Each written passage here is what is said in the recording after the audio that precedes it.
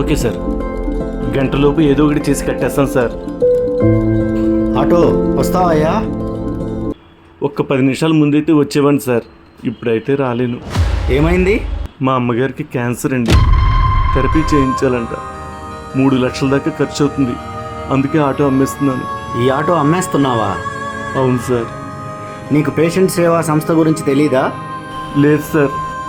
Patient సేవ అనే సంస్థ వాళ్ళు హైదరాబాద్లో ఏ జబ్బుకి ఏ హాస్పిటల్లో ఉచితంగా వైద్యం జరుగుతుందో చెప్తారు. ఉచితంగా వైద్యం దొరకకపోతే ఎక్కడ వైద్యం తక్కువ ధరకు దొరుకుతుందో చెప్తారు.